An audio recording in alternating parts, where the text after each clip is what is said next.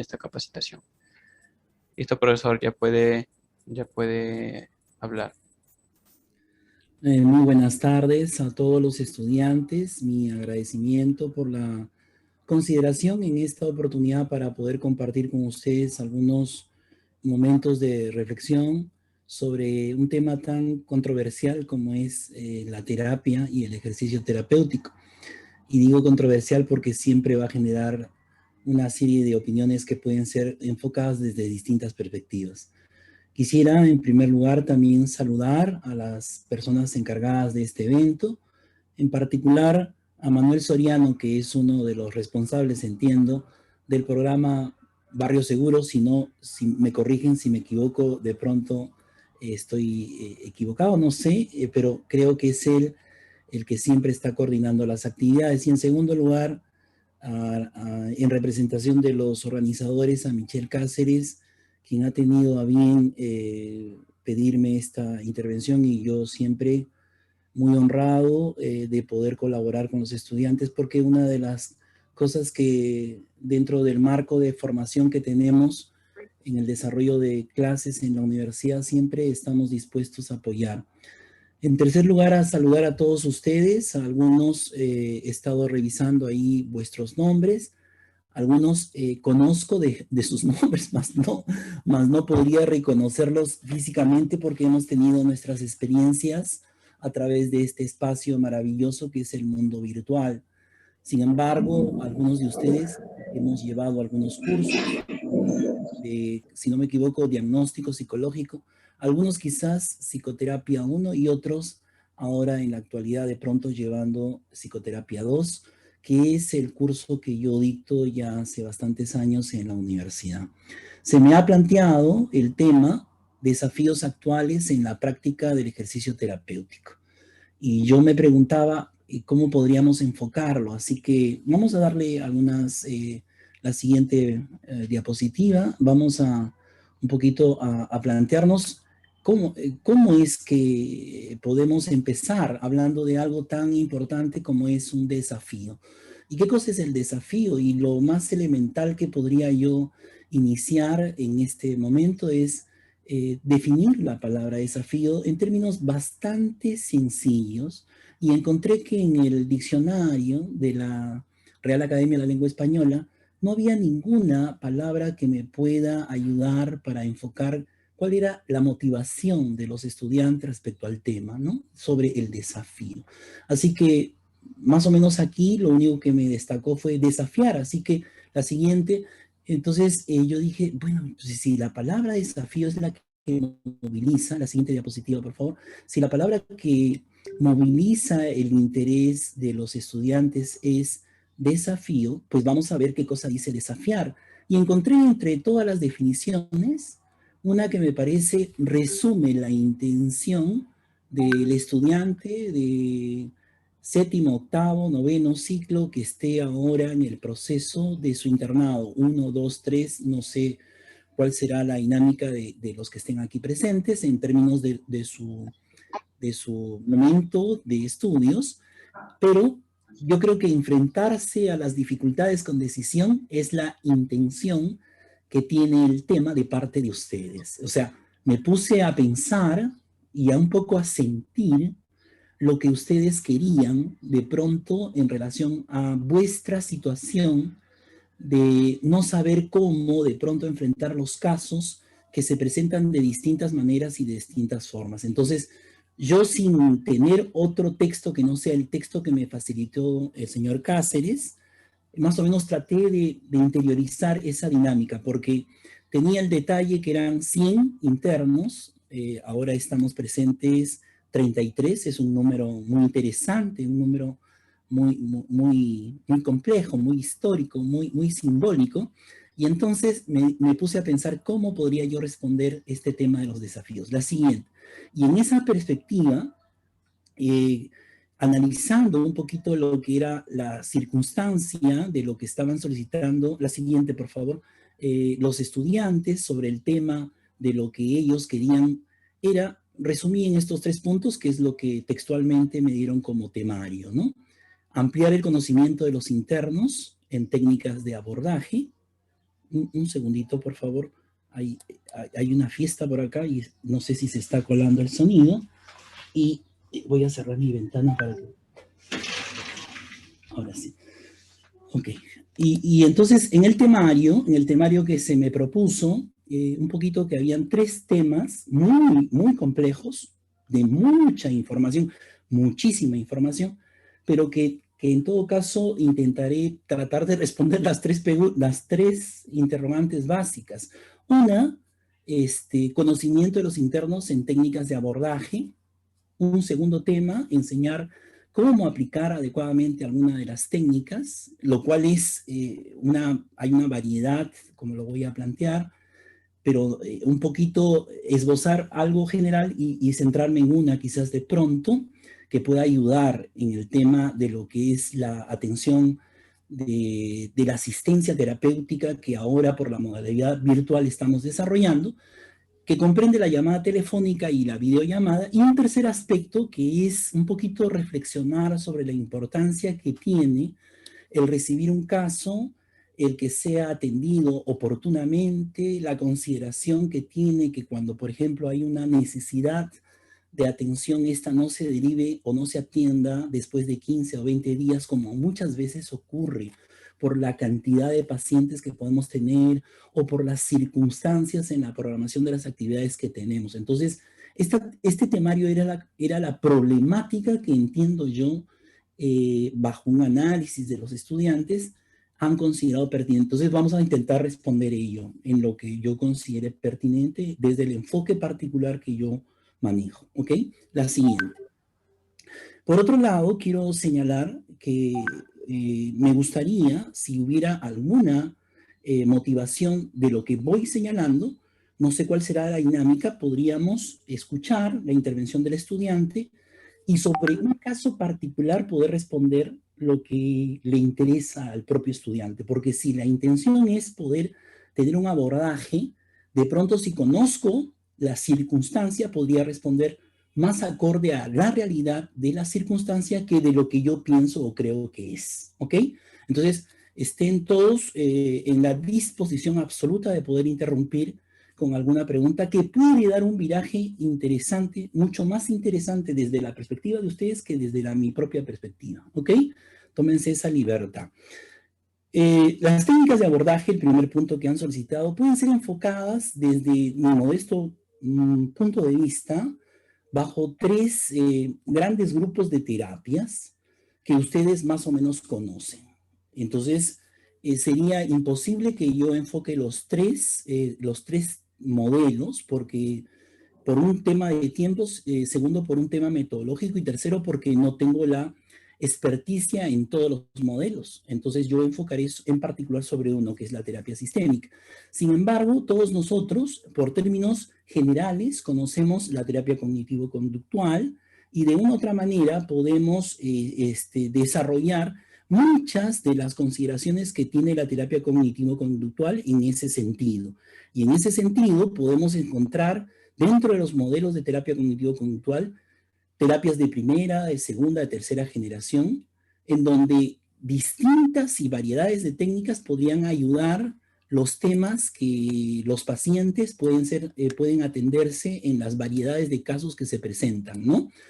En técnicas de segunda y tercera generación, básicamente, podemos ubicar las tradicionales técnicas de la terapia racional emotiva de Ellis, la terapia cognitiva de Aaron Beck, el entrenamiento de inoculación de estrés de Mitchell Brown, que vendrían a ser las terapias de segunda generación, y unas últimas que ahora se están aplicando muchísimo, que son las conocidas terapias de tercera generación, las terapias basadas en lo que vendría a ser, por ejemplo, el mindfulness, ¿no? La atención plena, o otras como, por ejemplo, son la psicoterapia analítica funcional, la terapia de aceptación y compromiso, la terapia conductual dialéctica, la terapia integrativa de parejas, la terapia cognitiva basada en la toma de decisiones. Como verán, solo si tuviéramos que hablar de terapias o de técnicas de abordaje desde un formato terapéutico como es la terapia cognitivo-conductual, pues quedaríamos cortos en el tiempo. Entonces hay una variedad. requiere, entonces yo sugiero sobre este primer punto de técnicas de abordaje, tener sesiones particulares con los especialistas sobre cada una de estas técnicas, para que puedan ver los casos específicos que podrían ahondar sobre esa especificidad del paciente que podemos tener, ¿ok? Otro segundo momento es la terapia humanista, que también tiene distintas escuelas y variantes, que también hay desde la logoterapia, la terapia gestáltica, en fin, o la terapia de Rogers, como sus principales elementos de abordaje terapéutico con su infinidad de técnicas que también podríamos enlistar y nos quedamos cortos en la sesión que quisiéramos plantear. Entonces, como mi orientación y formación profesional y ejercicio de la carrera está orientada a la terapia sistémica, pues yo trataré de abordar una terapia específica, una técnica específica dentro de la cantidad de modelos conceptuales que también la terapia sistémica tiene. Desde su fundación en el Instituto de Enfermedades Mentales de Palo Alto, California, en la década de los 50, hasta la actualidad con las últimas terapias que básicamente están centradas en la narrativa, en lo que es el lenguaje, que es lo que nos diferencia de otros seres vivos. La particularidad de cómo es que nosotros construimos historias a partir del desarrollo del lenguaje es lo que marca la diferencia en el contexto actual terapéutico. Por eso es que tenemos desde la terapia fundacional del modelo sistémico que nace en la década de los 50, repito, con el modelo comunicacional, interaccional, pasando por la terapia estratégica, estructural, el modelo de Milán, la terapia narrativa propiamente dicha, e incluso hasta algunos consideran las terapias de las constelaciones familiares, en fin, un conjunto de modelos terapéuticos que cada una de ellas tiene indistintamente terapias y modelos. Yo me he centrado en uno específico, que es la terapia estratégica, que desarrolla el profesor Giorgio Nardone y que me parece podría ayudar específicamente a atender los casos que están planteados en el contexto de la asistencia telefónica, la videollamada, la presentación del caso a través de esta presencia que significa el mundo de la conexión remota o la conexión virtual. La siguiente, entonces en esa perspectiva vamos a tratar de enfocar la ubicación de cómo respondemos las necesidades que tienen ustedes o que ustedes están planteando respecto a la problemática con sus pacientes. La siguiente, por favor, para poder continuar. Entonces, el primer elemento que tenemos que considerar es la llamada, ¿no? La llamada o la videollamada. Y hay un elemento, nos parece sustantivo, que es justamente la situación de respeto, ¿no? Yo preguntaba, por ejemplo, si era importante que prendiera mi cámara, ¿no? Y preguntaba porque sucede que en esta experiencia virtual, nosotros cuando conversamos a través de la videollamada, hay pacientes que no prenden su cámara. Entonces, cuando no prenden su cámara, yo también no la prendo y pregunto cuál es la circunstancia que hace que no prendan su cámara.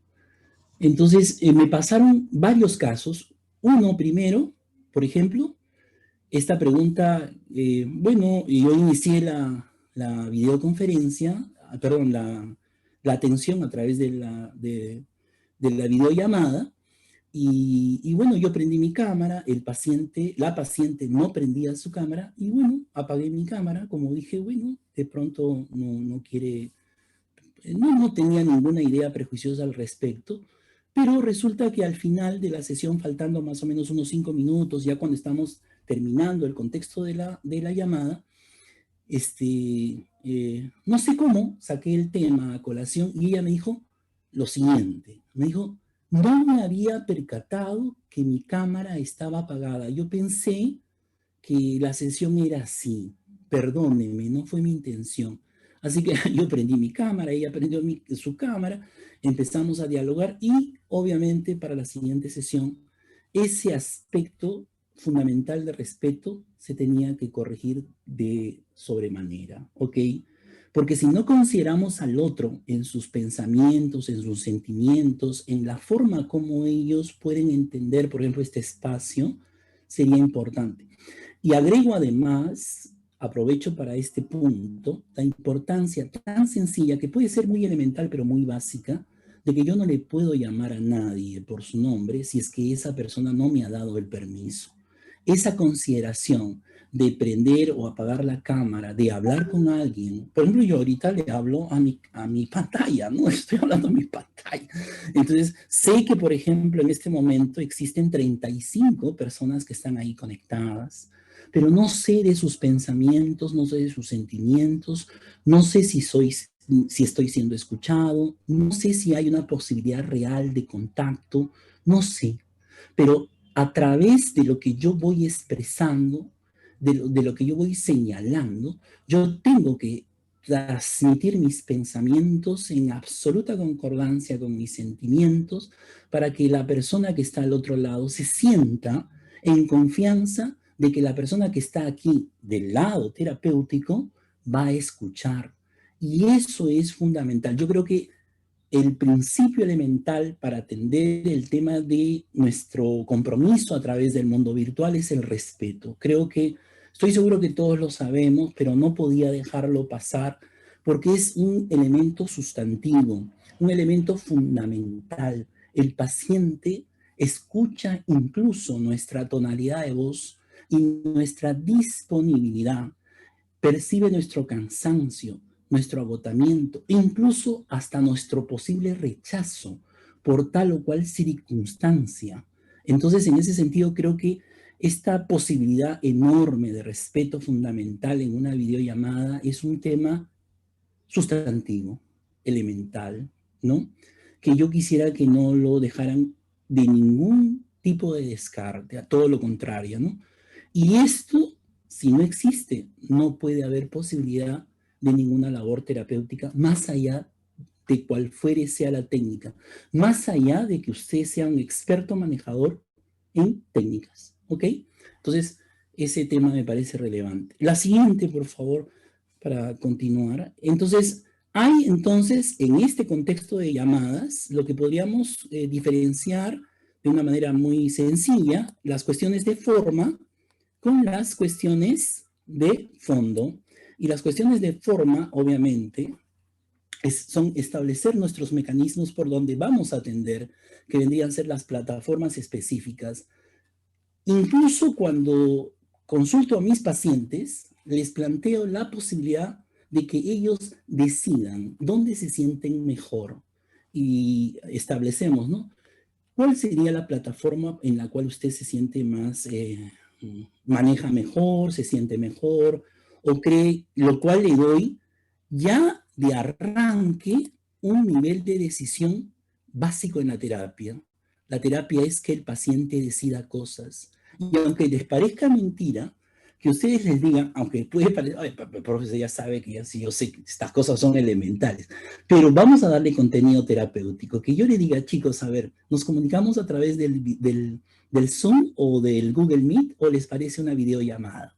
Entonces el paciente me dirá, ¿podría ser en Zoom? Claro, ¿cómo no? Por supuesto, me parece genial. Entonces establecemos nuestro contacto por Zoom. Y cuando ya esa persona está aceptando la condición de que es por el lugar donde ella o él o ellos o ella se sienten más seguros, entonces ya estamos estableciendo un vínculo terapéutico. Miren qué importante esto, ¿ok?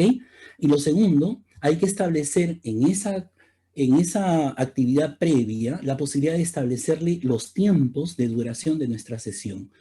Desconozco cuáles son los tiempos terapéuticos que se están utilizando en el internado, me disculpo, no olvidé preguntar ello, pero por lo tradicional, en una sesión de terapia estamos hablando de un máximo de 60 minutos y probablemente un mínimo de 45, dependiendo del formato y el modelo terapéutico que cada uno maneja. Al respecto, debo señalar que la programación de esta sesión requiere que, por ejemplo, por los casos de virtualidad, tratemos de pronto de que nuestras citas tengan un periodo no continuo. O sea, por ejemplo, si tengo un paciente a las 8 de la mañana y otro a las 9, pues debo terminar el de las 8 a la máximo, perdón, a las 8:55 de la mañana para poderme conectar con el siguiente paciente y tener la comunicación exactamente a las 9 de la mañana. cosa que es un elemento también sustantivo de fundamental respeto con los pacientes, ¿ok?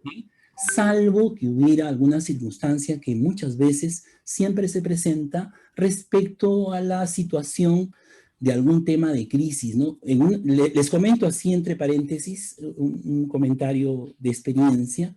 Me dio el caso de un paciente que entró en una crisis faltando 10 minutos la sesión y la crisis le duró un promedio de más de 20 minutos. Y una crisis, no digo de capricho, ¿no? O sea, se desbordó en llanto incontenible y en una necesidad de seguir conversando y hablando. Tuve que inmediatamente en paralelo comunicarme con el siguiente paciente para correr media hora después la cita que tenía con esa paciente que continuaba. Felizmente no había otra más porque si no me originaba un tremendo problema y pude atender esta circunstancia muy particular que era una situación en el momento. Entonces, miren qué importante tener estas consideraciones en relación al tiempo de asistencia que tenemos con los pacientes, ¿ok? Y un tercer elemento es la coordinación de la cita, cómo lo estamos haciendo, cuál es el mecanismo. Si esta coordinación es a través de un mensaje de texto, lo cual también yo les comento, yo lo hago mucho, el mensaje de texto, por la sobrecarga de horarios de atenciones. La llamada muchas veces se convierte directamente ya en una atención. Hay pacientes que cuando te llaman y quieren hacer la consulta, cuánto cuesta y esas cosas, pues empiezan a ya contarnos su historia, ¿no? Y ha pasado que a veces empiezan ya a desbordarse en su necesidad y eso es una situación muy notoria, pues corremos el riesgo de tener esa necesidad de hacer esa intervención. Y si tenemos una programación de asistencias, pues corremos el riesgo de perder nuestro orden de asistencias. Entonces hay que tratar de ordenarnos en ese aspecto.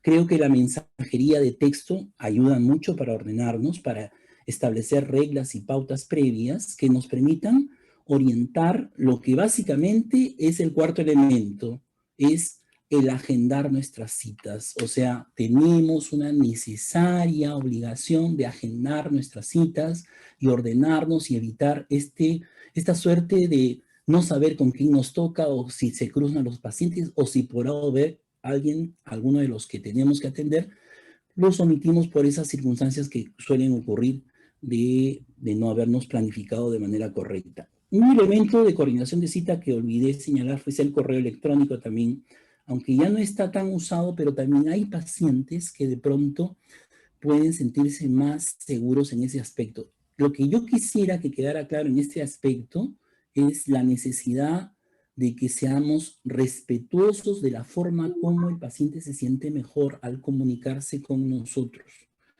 Luego, en un quinto aspecto, sería tener a la mano la información respectiva de con quién estoy hablando. Si estoy hablando con Michael, ¿no es cierto? Yo debo saber absolutamente todo ya de Michael previamente, porque cuando me contacte con él, Michael va a darme una información que si estoy armando mi intervención y preparo la anamnesis y todo ese recojo de información previa, pues va a pasar los 60 minutos y no me ha contado por qué está conmigo, porque le he preguntado todo lo que me pide mi formato inicial. Entonces quizás mi sugerencia en ese sentido sería elaborar una ficha previa de llamada donde pueda a través de un formulario de Google establecer la información básica que usted necesita. En otras palabras, los 100 internos, los 100 que están en Barrio Seguro, creo que es así, son 100 me dijeron, ¿no? Los 100 podrían estructurar un formato de intervención único de prellamada con datos generales que les dé toda la información para que cuando, por ejemplo, inicia la sesión, ¿qué tal? ¿Cómo está, señora Rosales? Un gusto, mi nombre es Eduardo y y lo que viene. Estuve leyendo su ficha y me parece, a ver, muy bien, quisiera escuchar tal cosa, y ya usted tiene información previa requerida en todo lo que usted necesita sobre el tema de su anamnesis, su historia clínica y todos los procedimientos tradicionales que dentro del marco de la psicología como ciencia sí lo exige. Estoy seguro que eso ya lo tienen, ¿eh? Y si no lo tienen, creo que hay que revisarlo. De pronto, si me dan una retroalimentación al respecto, sería genial, porque de pronto estoy hablando piedras y ya eso está súper claro. ¿Tienen ustedes un formulario de recojo de información en Google, o sea, en formulario Google, donde ya tienen, o sea, antes de reunirse con el paciente, ya tienen información previa con él, ¿lo tienen, sí o no? ¿Alguien nos puede comentar de pronto? Eso, por ejemplo, es súper relevante, porque eso también les va a facilitar su reporte sobre su experiencia de internado. Estoy seguro que sí lo tienen, ¿ah?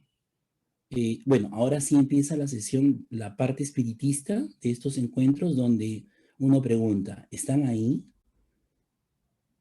Mm, O, Profesor, buenas Sí, tardes. profesor, hola, estamos acá. ¿cómo Está muy estás? interesante. Dime, te escucho. Sí, en base a la pregunta que hizo, bueno, en el caso de los pacientes, no tenemos este documento en el cual sea previamente antes de la primera sesión. No contamos con ese documento. Sí establecemos una llamada para inicialmente poder indicarle el tiempo. Como usted mencionó hace un momento, sí estamos manejando el tiempo de 45 minutos por paciente. Ya. Bueno, llegan, más que todo vemos el horario que tiene en disponibilidad el paciente para poder acomodarlo y ver cuántos días a la semana se le va a brindar lo que es las sesiones, ¿no? Pero directamente ese documento en Google no lo tenemos. Yo, entonces, creo que sería, gracias, Erika, Milagros, muy amable. Mire, qué importante ese detalle porque les va a ayudar también para su reporte final de informe de internado. Esos datos ya los tienen totalmente estandarizados y es también susceptible de información previa para sus reportes de investigación o una serie de cosas que les puede ayudar. Les va a facilitar. Entonces, miren, primera gran tarea. Disculpen, no se me puede quitar el tema de la docencia. Entonces, una tarea que tenemos aquí es que nos hagamos una reunión y se elabore ese documento con los requerimientos que todos necesitan y se pueda tener información previa. Entonces, por ejemplo, cuando Jean Correa tiene que intervenir en una sesión, por decir con Brenda Menor, que es la paciente, por decir, ¿no? Entonces, ¿qué va a pasar? Jean Correa ya sabe muchos de los datos que podrían quitarle unos 15 a 20 minutos de información en una primera sesión. ¿Y por qué es importante? Porque el sentimiento, el respeto, la consideración del dolor de la persona que quiere hablar, la persona quiere hablar con alguien y que le pregunte, dígame, ¿nació así, nació así, estuvo así, y todas esas cosas podrían ser preguntadas en un formato que se puede rellenar previamente y es ya un primer contacto de consideración de parte del terapeuta hacia el paciente. Se habla bien bonito, se le pide, y los pacientes aceptan y podemos así generar una dinámica. Es mi primera gran sugerencia. Ahora, es una sugerencia, no tienen que hacerlo, ojo, por si acaso, ¿ok? Es una sugerencia, pero creo que podría ayudarlos metodológicamente a todos, ¿ok? Y luego, Profesor, disculpe, y ¿se me sí, escucha? claro, Una Carlota, consulta. ¿cómo En mi estás? caso, por ejemplo, Dime. yo lo que hacía era llamar y pedirle al paciente y cuénteme, ¿no? ¿Cuál es su motivo? Ahí mismo decía, ¿no? ¿Qué le trae por aquí? Y entonces ahí mismo trataba de fluir la conversación. Obviamente que la llamada no solamente encajaba en tema de coordinar horarios, ¿no? Sino también era como una libertad que necesitaba abrirse, ¿no? Entonces, de esa manera yo trabajé bueno, con los 5 pacientes que he tenido, trabajé al inicio con eso, o sea, el primer contacto que me diga más o menos para ya también tener conocimientos más o menos y saber qué vamos a poder trabajar, porque en el momento también puede agregar más cosas, como quitar cosas, entonces también sería una buena opción desde la primera llamada en este caso, más o menos pedirle o comentarle, ¿no? O sea, qué le trae por aquí o por qué se escribió y todo ello. Sí, mira, las dos formas están correctas, porque primero, si yo le pido en un formulario, por ejemplo, resuma usted el motivo de su consulta, ella va a escribir, ellas, los que estén participando en la necesidad terapéutica, con su propio lenguaje y con sus propias palabras van a expresar. Y usted al leer podría iniciar su sesión terapéutica parafraseando lo que he escrito. Señora Robles, buenas tardes, ¿cómo está? Mi nombre es Eduardo Infantes. He leído al detalle el registro de su atención y me ha llamado la atención lo que usted señala. He leído que el motivo de la consulta por la cual nos convoca es que usted se siente muy, pero muy triste por el fallecimiento de su señor padre. Quisiera expresarle mis más sentidas condolencias, acompañándolo en su dolor. Debe ser una situación muy difícil. Me gustaría que usted me contara un poquito más de esta circunstancia. Entonces yo ya tengo una información previa que me... No, ¿y qué tal? ¿Le pareció bien? ¿Ya me escucha? ¿Me oye? ¿Me siente? Entonces, cuando lo real que esta mujer está con un dolor enorme y quiero que sepa que yo me he leído su ficha y sé, porque, señora, ¿verdad? A usted la señora Robles, ¿no? A ver, ay, señora, se murió su papá, pero, ay, Dios, qué barbaridad, lo siento mucho, señora. A ver, cuénteme. ¿Sí? Hay una mano levantada por ahí, perdóneme, ¿me ayudan? Sí, alguien quería intervenir. ¿Alguien? Con mucho gusto, ¿ah? Por favor. Creo que se me fue la transmisión. Hola, hola. Hola, ¿me escuchan? Sí, Se le profesor. escucha, profesor. ¿Sí? Había una persona que estaba levantando la mano. ¿Había alguien? ¿No? Bueno, entonces, eso sí es importante, ¿no? Y eso nos permite justamente un sistema de notas, ¿no? Entonces, el otro elemento de la llamada vendría a ser la... perdón, se ha regresado la diapositiva. Está retrocediendo.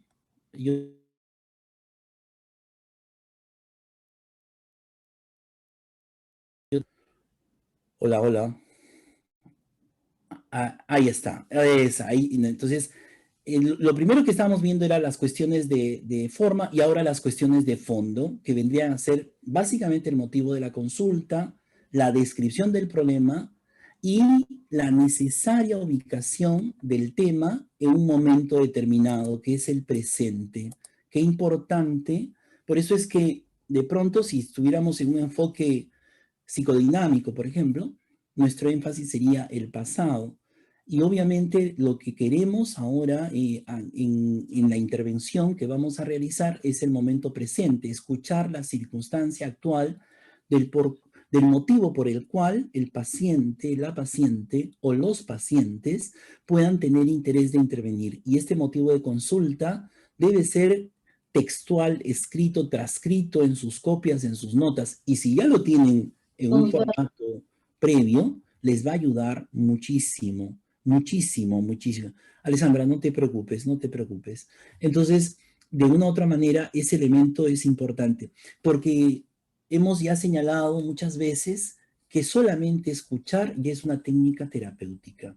Escuchar atentamente qué dice un paciente, cómo lo dice, en qué formato, en qué estructura de su proceso cognitivo específico, ¿no? En qué es lo, por ejemplo, y me explico. Escuchar a un paciente en su sensibilidad, entender la complejidad de cómo percibe su sensibilidad, su nivel de atención y concentración sobre el problema, su motivación, memoria, inteligencia y personalidad que denota al contar. O sea, la psicología en su conocimiento integral nos permite es acercarnos al paciente. ¿Qué sensibilidad tiene este paciente? ¿Qué está expresando con su tono de voz? ¿Cómo es la percepción del mundo? ¿Ve el mundo como un vaso medio vacío o medio lleno? ¿Cómo es que atiende las circunstancias que expresan, por ejemplo, si es una familia, lo que dice su hijo respecto al problema, lo que dice la madre, qué sé yo? Todo eso hay que escuchar y justamente la psicología nos da esas posibilidades, ¿ok? Entonces, en una entrevista de recojo de información, voy a tener yo, el terapeuta, en este caso, yo, el interno o la interna, que estar en el proceso más centrado de mi sensibilidad, mi percepción, mi atención, mi concentración, mi memoria, mi motivación, mi voluntad, mi inteligencia, mi personalidad, mi aprendizaje, para poderme dar íntegro en una sesión de terapia. ¿Ok? Por eso es que es hermoso cómo se puede a través de la terapia en particular o la psicoterapia, sea cual fuera el modelo que se va a estudiar o aprender, que el estudiante de psicología interiorice lo que aprende en su totalidad y no por partes. todo lo que hemos aprendido durante todos los años nos sirve para atender a un paciente. Todo, absolutamente todo. Y eso es lo maravilloso que tiene la posibilidad de atender a un paciente.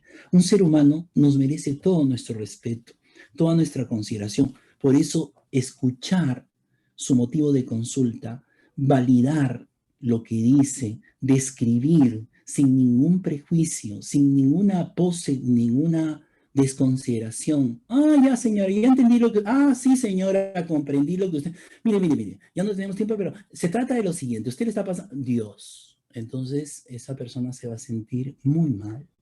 ¿Ok? Porque cuando somos escuchados y somos validados, pues nos hace sentir tan bien, que es el único recurso que nos puede liberar, ¿no? Entonces creo que eso es importante. La siguiente, por favor, vamos corriendo, nos va ganando la hora, Dios, y hay como 200 diapositivas.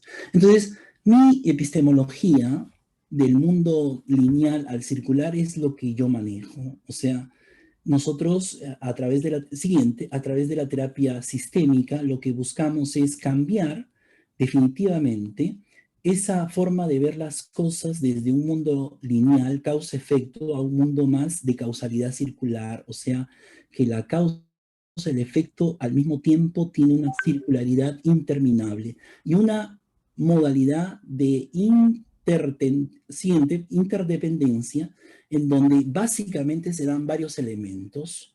La terapia sistémica en una sesión de terapia tiene un modelo y un formato que tiene que considerarse desde la primera entrevista. Por ejemplo, ese sujeto que llama, esa persona que llama, está en íntima relación con otras personas y su dolor, su sentimiento, su desgracia, su circunstancia de este momento presente es interdependiente con todos y cada uno de los miembros que está él en relación o ella, con sus padres, con su enamorado, en su contexto laboral, con sus amigos, lo que fuere. Entonces, esa interdependencia forma parte de lo que nosotros llamamos las relaciones con los sistemas, tanto los sistemas de índole más cercano, familiares, como los sistemas en el contexto donde esta persona se desempeña. Y por eso es que con nosotros cuando vemos a los pacientes, también tenemos que considerar en qué momento estamos. Al momento de escuchar, también nos involucramos.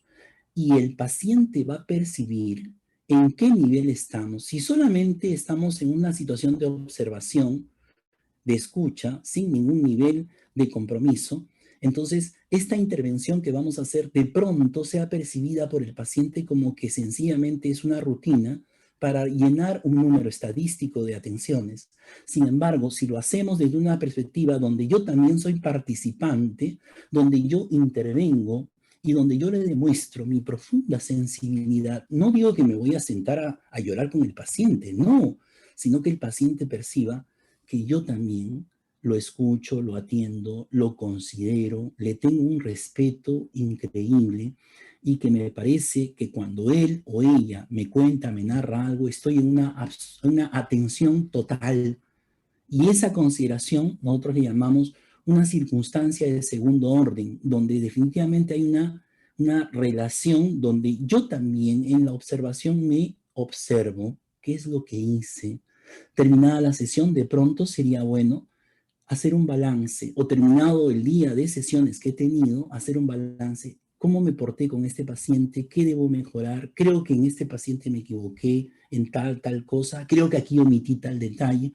Y así como estudiante me voy formando y me voy corrigiendo las pautas que pueden ayudar que yo pueda ser un terapeuta que atiende y asiste, mirándose también a sí mismo. Ese aspecto, por ejemplo, es un aspecto muy importante para mejorar, porque muchas de las cosas que decimos podrían tener un efecto o terrible, ¿no? O un impacto en el cambio que podría acelerarlo, retrasarlo o ponerlo neutro. Y otro aspecto que nos parece súper importante es cómo es que nos comunicamos. Nosotros nos comunicamos a través de axiomas y esos axiomas, de hecho, tenemos que recordarlos siempre. Para aquellos que han estudiado el curso de psicoterapia 2 y hemos llevado y hemos tenido clases, hemos reiterado ese tema de una manera hasta el cansancio. Sin embargo, siempre es bueno y tenemos que saberlo incluso hasta prácticamente de memoria. Cada vez que hablamos, estamos haciendo axiomas de la comunicación. Por ejemplo, es imposible no comunicar. El que estén ahí escuchando 40 participantes, en donde están probablemente en distintas circunstancias, cada uno comunica estados distintos, con sus silencios o con sus breves interrupciones o con sus postulados comunican. La comunicación es permanente. Entonces, cuando el paciente está contando su historia y yo dejo de hacer, como quien dice, dar a entender que no estoy atendiendo, le estoy comunicando eso al paciente y se da cuenta. Por ello, el tener presente que todo lo que hacemos es comunicación, porque entiéndase que el problema humano es comunicacional y no es un tema de personas, sino es un tema de cómo nos interactuamos, cómo nos vinculamos, definitivamente es un elemento sustantivo. Y ahí tenemos un primer axioma. Un segundo es que detrás de esa comunicación que existe, hay un contenido y una relación, tanto que el primero es condicionado por el segundo y definitivamente hay un metamensaje. Y definitivamente ahí, muchas veces, los pacientes, cuando van contando su motivo de consulta, van dando metamensajes para ver si el terapeuta, el que escucha, es digno de contarles el fondo del problema. Porque una cosa es, por algo te pido ayuda, y otra cosa es lo que te voy a contar realmente, que voy a ver si es que estás preparado o estás preparada para que me escuches. Definitivamente ahí hay un metamensaje de los pacientes que siempre están, y parece mentira, cuando les demostramos que estamos en una disposición absoluta de escuchar, sin prejuicios, sin ideas previas, sin estigmas ni diagnósticos, sin etiquetas, sin patologizaciones, de pronto los pacientes se sienten más liberados y por lo tanto pueden transmitir con mayor contenido aquellas relaciones que se quieren dar en la comunicación. Y luego de eso van a puntuar su realidad. Y esas puntuaciones pueden ser distintas. Lo que tiene la forma de ver el paciente difiere a cómo lo ve su madre, o como lo ve su padre, o como lo ve sus hermanos. Cada uno tiene distintas variantes, formas, así como ustedes también. No sé si en la práctica, yo recuerdo que cuando era interno, disculpen ya, eso hace muchos años, ¿no? Lo que hacíamos era el famoso estudio de caso, ¿no? Entonces nos reuníamos y cada estudiante planteaba un caso y ese caso era motivo de una sesión de análisis. O sea, podríamos hacer eso, por ejemplo, ¿no? Esa podría ser una segunda sugerencia, a modo de aporte, ¿ok? Por ejemplo, ustedes son 100 internos, excelente. Entonces, la primera semana, los días viernes, qué sé yo, no sé, a tal hora determinada, se reúnen los 100 en una sesión y hay 2 compañeros o 3 compañeros que presentan un caso, exponen el caso y todo el mundo debate. Y esa modalidad de debate permite escuchar qué cosas hay y qué cosas yo podría, de ese debate de caso, aplicado a mi aprendizaje. Así se aprende mucho. Pregunto, ¿hay esa modalidad? De pronto es una sugerencia, digo, ¿no? No sé si ahora de pronto hay otra mejor, excelente, pero podría ayudar, ¿no? Podría ayudar porque la puntuación que tiene un terapeuta de otro y otro, podría, oye, mira, compañera, a mí me ayudó con un paciente, yo tuve y hice esto. Ah, ok. Y entonces usted al escuchar, como que también le sugiere otras alternativas, porque la idea dentro del contexto de la ayuda es colaborar, no competir. Porque cuando tomamos la terapia como un proceso de colaboración, nadie está compitiendo, estamos colaborando con el dolor de un ser humano y vamos a ayudar todos al aprendizaje de otro ser humano que de pronto no tiene las herramientas para poder ayudar, pero tiene toda la disposición. Entonces, mi sugerencia sería cambiar la percepción que tenemos de competir por la de colaborar en nuestros aprendizajes. Una muestra de ello es que estamos aquí colaborando. No sé si bien, no sé, no escucho a nadie, pero estamos tratando de colaborar. ¿Ve? ¿Se dan cuenta? Porque todos tenemos una puntuación distinta. El cuarto elemento es que todos transmitimos algo de manera digital y de manera analógica, lo verbal y no verbal, expresado en la cámara también uno se percibe, ¿sí? ¿Ok? Uno percibe a través de la cámara gestos, circunstancias, estados de ánimo, tristezas, alegrías, y podemos en la tonalidad de la voz, en la expresión, en los movimientos, denotar y connotar muchísimas cosas que pueden ser motivo de nuestras propias preguntas, ¿ok? Y un quinto elemento, me parece súper importante, que una relación terapéutica por excelencia es complementaria. Complementaria porque tiene un nivel superior, el terapeuta con el paciente.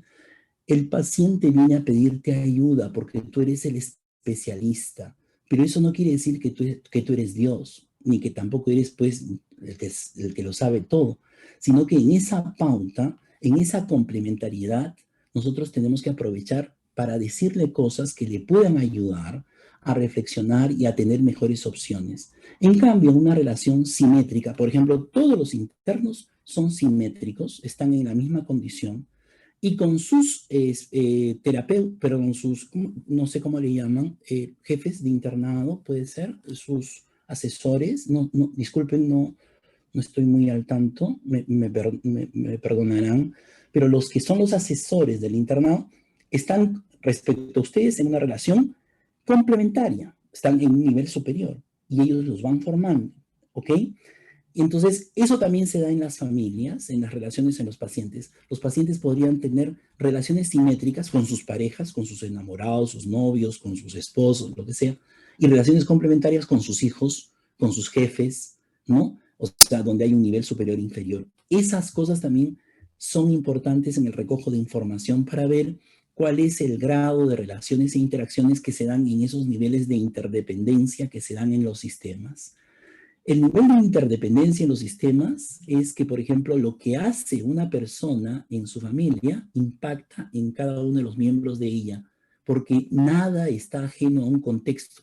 No somos seres que estamos en la individualidad, somos seres que somos en íntima relación con los otros y por lo tanto todo lo que nos pasa, nos afecta, tenemos, es producto del vínculo. Es producto de la interacción que tenemos con las personas que queremos, que amamos, con las cuales vivimos, qué sé yo.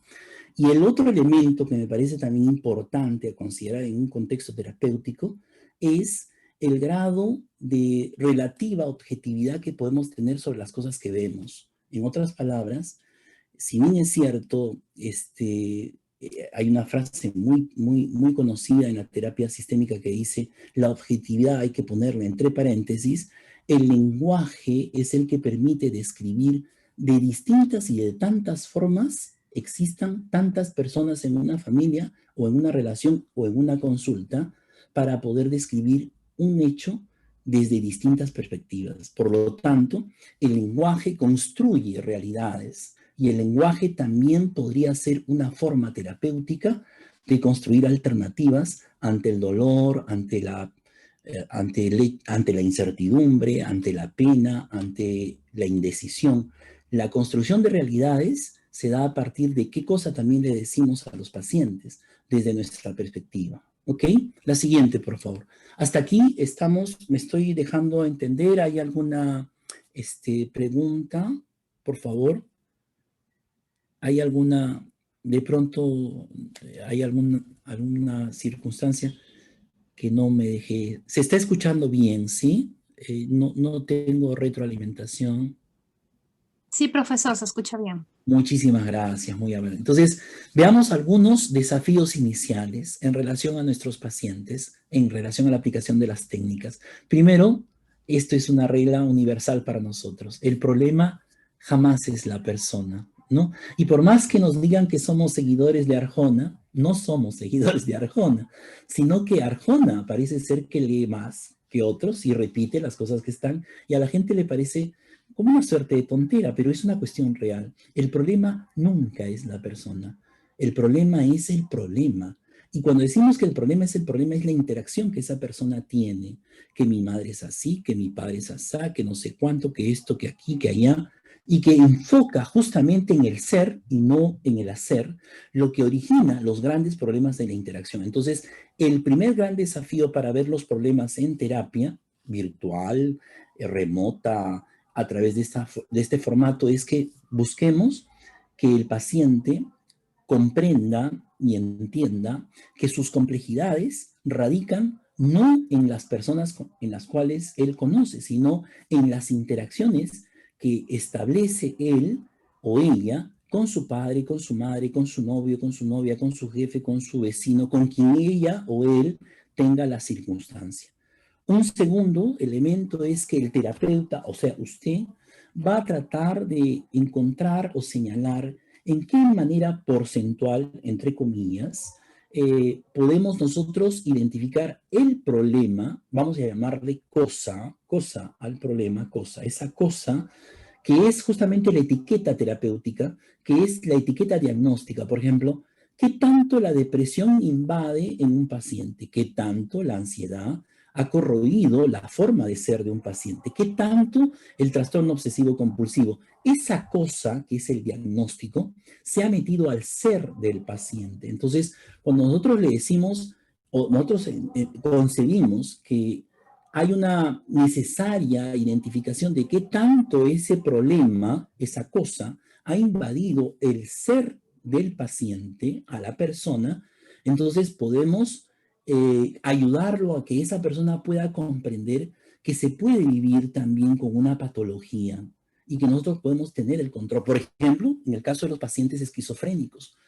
En el caso de los pacientes esquizofrénicos concretamente, y no sé si tendrán ustedes, y de pronto me estoy saliendo en la línea de lo clínico estrictamente, por ejemplo, en el caso de los pacientes esquizofrénicos, podrían llamar, por supuesto que sí, y entonces una de las cosas fundamentales es que tenemos que hacer que trabajen el tema de conciencia de enfermedad.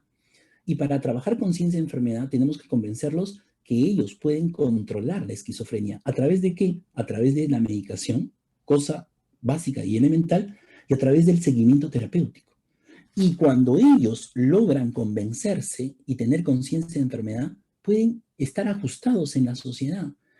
Y saben que hay una parte de su ser que es controlada por esa cosa, pero que ellos tienen el control porque cuando toman sus medicamentos y cuando están en su terapia, harán que la esquizofrenia esté maniatada, controlada, totalmente regulada. Y ahora, más bien, la esquizofrenia depende de ellos, si dejan de tomar sus medicinas y su tratamiento, para que los vuelva a envolver y se recupere la dinámica dominante de la esquizofrenia y pase a ser la esquizofrenia, en este caso, complementaria, y no como nosotros estamos planteando, que la relación del paciente sea complementaria, él en un contexto superior de dominio sobre la esquizofrenia y no la esquizofrenia de dominio sobre él. No sé si me estoy dejando entender en esa parte. Y eso es importante, porque esa es una nueva concepción de ver los problemas humanos.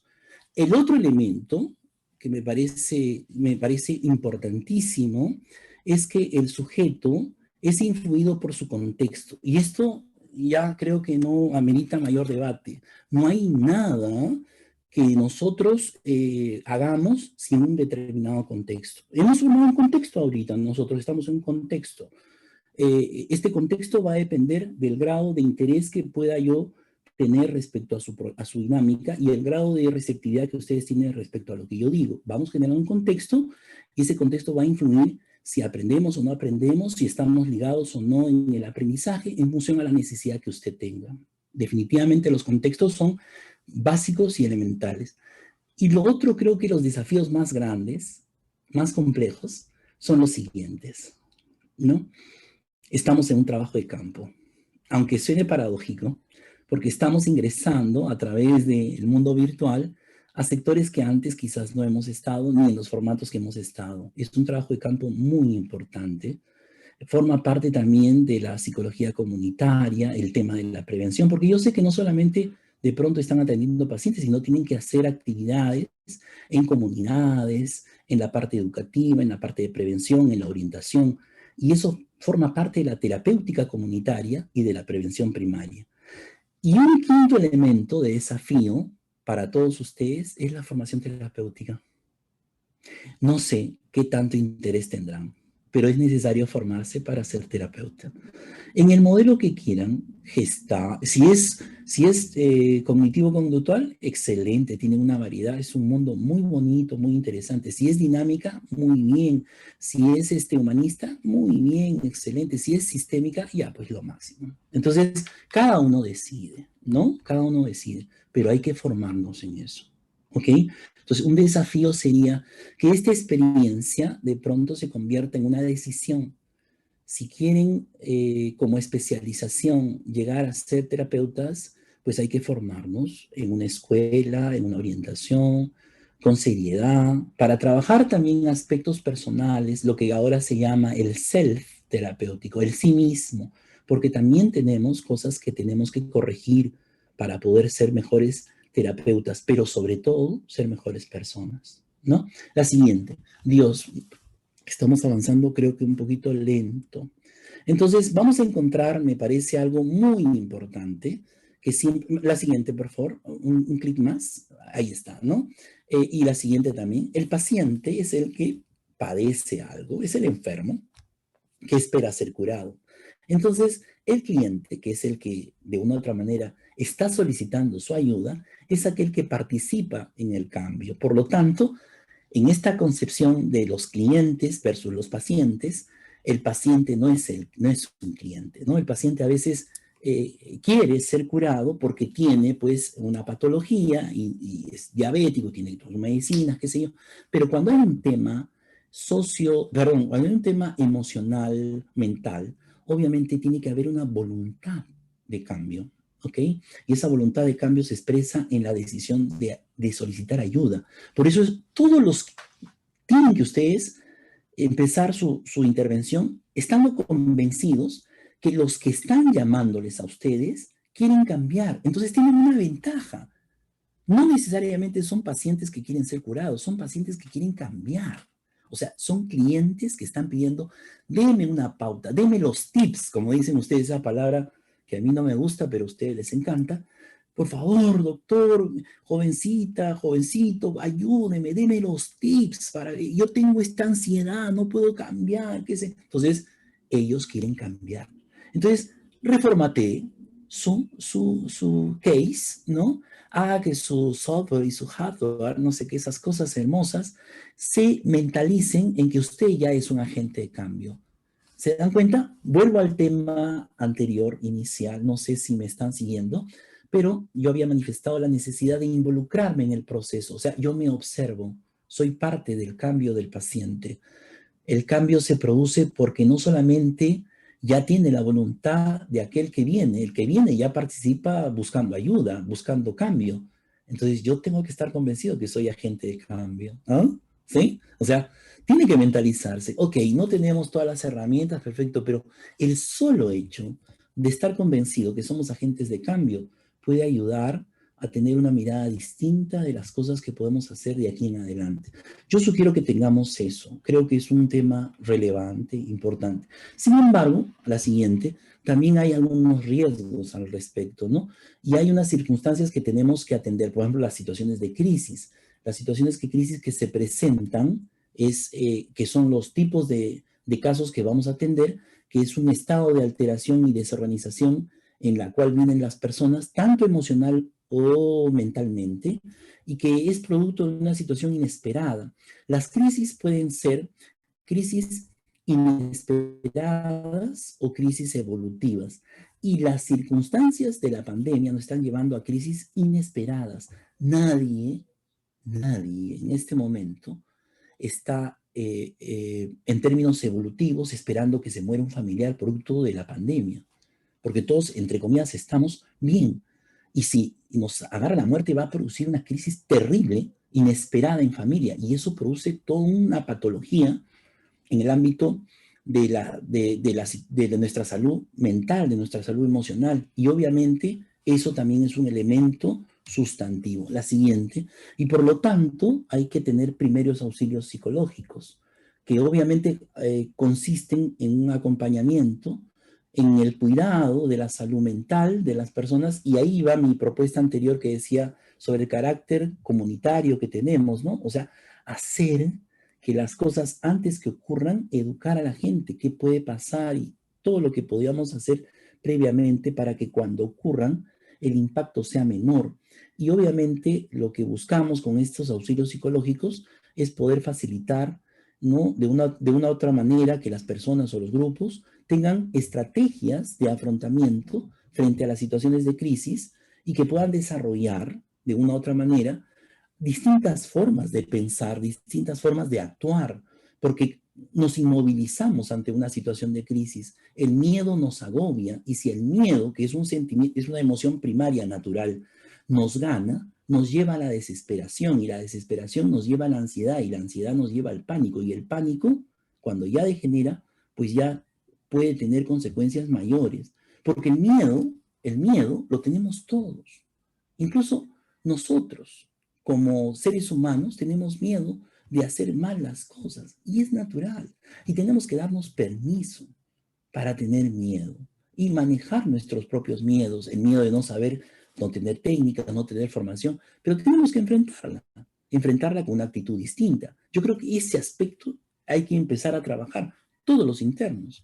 El miedo de pensar que van a hacer mal las cosas, cambiar ese formato, formándonos, estudiando, conversando, haciendo grupos de estudio, haciendo grupos de estudios de caso, para justamente dar los mejores elementos para los casos de los primeros auxilios psicológicos de nuestros pacientes, estar convencidos que tenemos que formarnos. La siguiente, y también tenemos que poder tener en consideración, cuando hacemos esos primeros auxilios psicológicos, algo que es fundamental, ¿no? Que se divide en 3 momentos. Observar, que es aquella circunstancia que nos permite reconocer y priorizar la atención de las personas que están afectadas en una situación de crisis, que están obviamente en una mayor vulnerabilidad por su edad, por ejemplo, cuando son personas de edad, por su estado de salud, porque tienen algunas complicaciones, o por su género, que también teníamos que tener en consideración.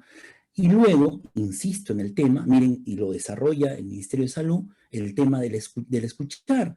Es el momento de establecer una relación en donde con las personas que estamos al frente, vamos a tener ante su situación de crisis, ¿no? Una suerte de vínculo, vamos a convertirnos en un vínculo, en una interacción, ¿no? Donde nosotros vamos a poder, con esa atención, con esa escucha activa, totalmente participativa, ¿no? Y totalmente entregada al proceso, vamos a hacer que el paciente pueda también sacar todo de él, todo de ella, y conectar, que vendría a ser ese vínculo de horizontalidad que se puede dar, un vínculo empático, totalmente respetuoso, con las personas con las cuales están siendo afectadas por la situación de crisis, en donde definitivamente se puede fomentar, por un lado, una autonomía y por el otro lado, una optimización de algunas estrategias específicas de índole individual o de índole grupal. La siguiente, vamos ya entrando al tema, creo. Miren, el Ministerio de Salud tiene un cuestionario, no sé qué cuestionarios estén usando para sus intervenciones, pero este es uno bien sencillito, bien básico, que podía ser el inicial. ¿Se acuerdan que les dije hay que hacer un formato Google? Esto lo podría resolver antes un paciente y lo motiva, ¿no? Y ya tenemos algunos indicadores, ¿ok? ¿Lo manejan? ¿Lo tienen? ¿Lo conocen? ¿Lo están usando? Chicos, chicas, ¿están usando? Este es bien sencillito. Tiene 13 ítems y requiere solamente que 5 ítems marque positivo para ya tener nuestras antenitas de BD preparadas para saber qué vamos a enfrentarnos en esa primera entrevista telefónica o en esa primera intervención.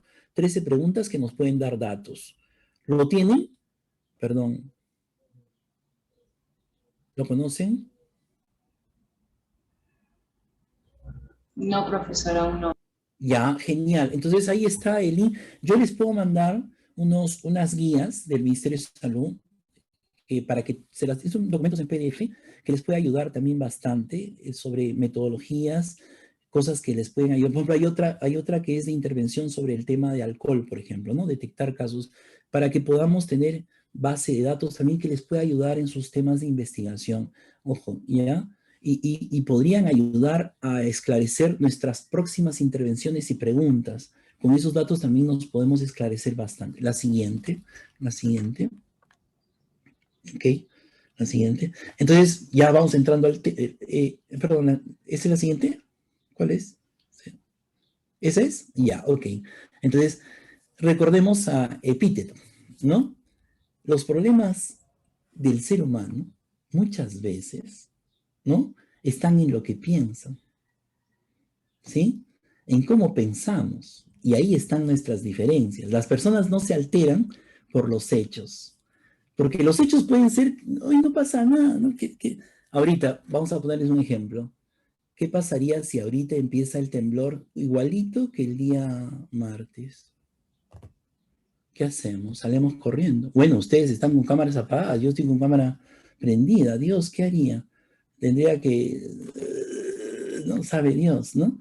Pero si ya estamos pensando, ¿no? Nos puede generar niveles de miedo y ansiedad o pánico.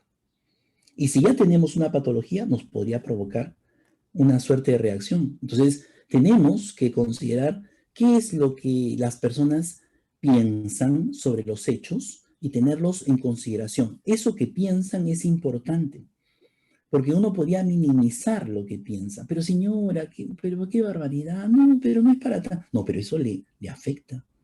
Y justamente en esos pensamientos radican muchas de las cosas que tienen que cambiar o tienen que modificar. La siguiente. Y por eso es importante reconocer lo que el paciente siente en su dolor, en su tristeza, en su pena. Y también reconocer qué es lo que nosotros nos genera ese paciente. Miren, este es un tema un poquito más complejo. No quiero ahondarlo, pero sí mencionarlo, muy importante, porque hay pacientes que nos generan muchísimo nivel mayor de empatía y otros pacientes que de pronto nos generan, como quien dice, duda, incertidumbre, incluso hasta que de pronto podría generar, no sé, que este paciente me provoca una sensación. Entonces, esas cosas, por ejemplo, en el desarrollo del caso clínico también pueden ser discutidas y de pronto ayudar al terapeuta a que resuelva qué es lo que está pasando. Incluso podría ser, en algunos casos, necesario derivar el caso por alguna razón, ¿ok? Eso ya es un tema mucho más, un poquito más complicado, ¿no? Lo menciono nada más muy, muy puntualmente. La siguiente. Y entonces, definitivamente necesitamos diferenciar qué vamos a hacer. Cuando el paciente se asume como cliente, vamos a hacer terapia. ¿Se acuerdan? Cliente, el que quiere cambio, ¿sí? Cuando solo nos enfrentamos al cliente y no está presente el paciente, haremos de consejeros. Muchas veces estas llamadas se convierten en consejos, ¿ok? También puede ser susceptible de que una llamada telefónica usted preste un conjunto de consejos. Para eso he tenido formación en psicoterapia breve, de la pareja de la coreana, ¿no? De Shazar y Insung, ¿no? Ahí puede poner el tema de la consejería. Luego, cuando nos enfrentamos a un paciente, pero sin querer ser cliente, haremos de consultores, mediadores, estrategas, ¿no? A veces nos llaman para eso, ¿no? ¿Usted qué haría? ¿Qué sé yo? Pero cuando nos enfrentamos a una persona que no es cliente, ni paciente, y nosotros entramos al juego, ahí sí estamos haciendo un tremendo error. Así que tenemos que distinguir. Por eso es importante el tema de la distinción de lo que vamos a hacer en el momento de atender llamadas. La siguiente, por favor. Entonces, yo quisiera hablar, si es que me lo permiten, del modelo de terapia breve de Nardone como una forma de intervenir con sus técnicas. La siguiente. Nardone es uno de los terapeutas más importantes el día de hoy del proceso de terapia sistémica. Es una terapia breve, no tiene un máximo de duración de 20 sesiones. El señalar que ya son 20 sesiones es una forma terapéutica para el paciente, porque es una de las preguntas que hacen los pacientes. ¿Cuánto dura este modelo? Y decirles que dura 20 sesiones podría ayudar de manera enorme. Entonces, lo que busca este formato terapéutico es la extinción de los síntomas y obviamente, la siguiente, y obviamente esta resolución de los problemas del paciente le va a permitir tener nuevos estándares para poder aliviar sus pesares, sus molestias, sus dificultades que está afrontando. La siguiente.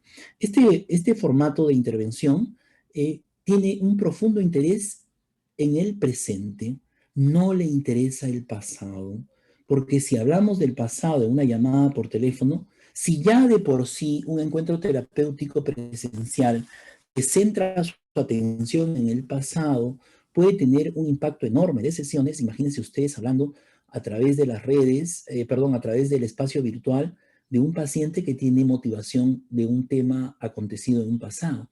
Y las circunstancias que se están presentando ahora de atención virtual son justamente por situaciones presentes. Entonces, por eso es que este formato de terapia me parece podría ayudar, ¿no? Entonces, desde el primer encuentro con el paciente, vamos a centrar nuestro interés en qué, en diferenciar, por ejemplo, cuáles son las circunstancias del problema que trae el paciente. ¿Es un problema con él mismo, de decisiones? ¿Es un problema de relación y vínculo con los demás, con sus sujetos más cercanos? ¿O es un problema en relación a la concepción que él tiene sobre el mundo, sobre sus interacciones más complejas? Esa distinción es un primer elemento a tener en cuenta.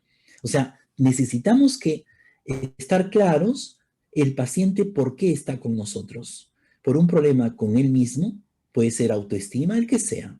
Por un problema con los demás, amor, afecto, cariño, no sé. Con el mundo, trabajo, decisión de vida, esperanza de vida, problema de muerte, enfermedad, lo que fuera. Hay que saber ese primer elemento. Un segundo elemento, ¿cómo es que funciona el problema del cual el motivo de consulta, ¿se acuerdan? Motivo de consulta. ¿Cómo funciona el problema? Y se presenta al interior de ese sistema relacional, ya sea con él mismo, cómo le afecta, cómo se da, cómo se alimenta, en fin, una serie de cosas, o en las interacciones con las personas con las cuales tiene los problemas, llámese con los demás o con el tema del mundo. O sea, necesitamos ver el funcionamiento de ese problema. Un tercer elemento es cómo el sujeto ha buscado soluciones. ¿Qué es lo que dígame, y a todo esto que usted me cuenta, que me parece muy complejo, debe ser muy duro para usted, yo me imagino que alguna vez ha intentado darle solución. ¿Qué ha intentado? Cuénteme un poquito. Dígame usted. Bueno, mire, yo he intentado A, B, C, D, F, G. Entonces, obviamente, cuando ya sé las cosas que he intentado, pues no las voy a repetir, ¿no? Porque si ya las intentó y fracasó, pues no va por ahí la solución. De pronto, yo pienso que, como tengo mis prejuicios, muchas veces, escucho ese problema, esto me funcionó. La solución para un problema que yo tuve no siempre es la solución para otro problema que tiene otro. Y no siempre una solución que yo he encontrado para un problema será la misma solución para el problema de otro. Cuidado, entonces necesito saber cuáles han sido las soluciones que esta persona ha intentado respecto a su problema. Y en cuarto lugar, obviamente tengo que saber cómo es posible cambiar esa situación problemática de manera más rápida y eficaz. Y de pronto por ahí me voy ordenando. Entonces, esta primera parte sería ordenar sobre el tema por el cual asiste el paciente. Siguiente. Por favor, ¿hay hasta aquí preguntas? ¿Me están siguiendo? ¿Estamos siendo claros? ¿Me estoy dejando entender? No lo tengo. Creo que ya se fueron a tomar lunch. ¿Sí? Compañeros, No, sí, pero recuerden ¿Hay preguntas? De pronto, preguntas hasta aquí. compañeros, recuerden que pueden interrumpir al profesor para realizar sus Por favor. consultas. Aprovechen este momento muy importante, el tiempo del profesor. Pueden consultar lo que deseen y el profesor estará dispuesto a responder sus dudas. Con mucho gusto. Yo estoy tratando de abarcar muchas cosas, me van a perdonar, tengo esa mala costumbre, porque siempre me gusta transmitir algunas cosas que pueden ayudar a las personas, pero a veces no necesariamente es lo que se esperaba. Entonces me gustaría que me vayan indicando. He tratado de hacer un pantallazo, de englobar, y ahorita recién estoy en el tema de un modelo, ojo, hay muchos, y tratar de explicar el modelo. Me comprometo, en todo caso, si hay alguna duda, a tratar de ayudarlos en ese sentido, ¿ya? Entonces, hay fases que tiene este modelo. Este es Giorgio Nardone, el maestro Nardone es un excelente terapeuta italiano, es uno de los más importantes actuales representantes de la terapia familiar sistémica, ¿no? Y él ha establecido fases en un proceso terapéutico del modelo estratégico. Lo ha dividido en 6 fases. Una primera que es primer contacto, para que se dé la iniciación y la relación terapéutica. Un segundo momento es la definición del problema, saber qué síntomas, qué trastornos, qué circunstancias hacen y se dan al interior de ese tipo de problema. Un tercer aspecto son los acuerdos que se establecen con los objetivos terapéuticos para establecer qué es lo que vamos a cambiar, cómo se va a cambiar, qué sé yo. Un cuarto elemento es la individuación del sistema perceptivo reactivo. ¿Qué significa eso? Que hay formas perceptuales que influyen en cómo reaccionamos ante un problema. O sea, ¿recuerdan ustedes ese proceso histórico que se da en la psicología? A mí me gusta mucho, lo relaciono en todo proceso, somos sensación. Para que podamos tener un conocimiento de qué es lo que sentimos, necesitamos percibir. Entonces, uno puede sentir, pero esa sensación, que es básicamente de los sentidos, necesita ser interpretada a través de un complejo proceso más alto, que es justamente la percepción, la interpretación de esa sensación, que al mismo tiempo es la interpretación de una realidad.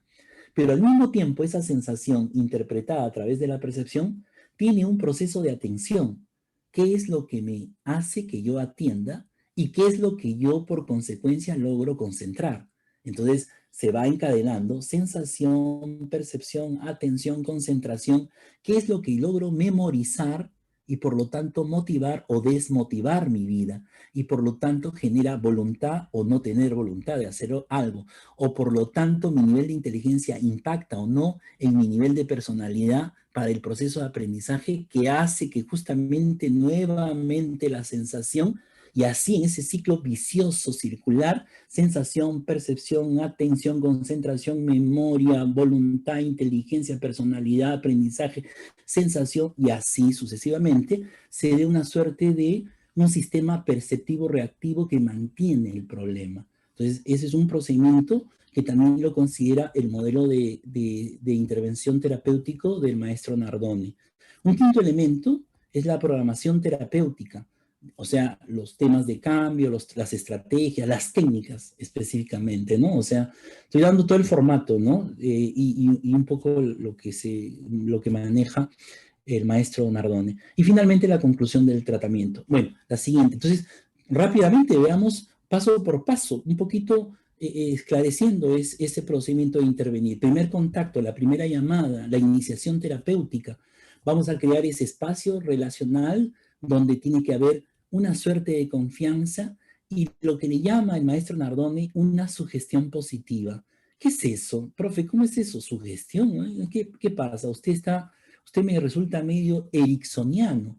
Milton Erickson es el maestro, el padre de lo que significa la terapia de hipnosis sin trance, o sea, los que hacen hipnosis sin hipnotizar, los que promueven mensajes así poderosos para que nosotros estemos programados y podamos hacer unas cosas. Por ejemplo, les pongo un ejemplo.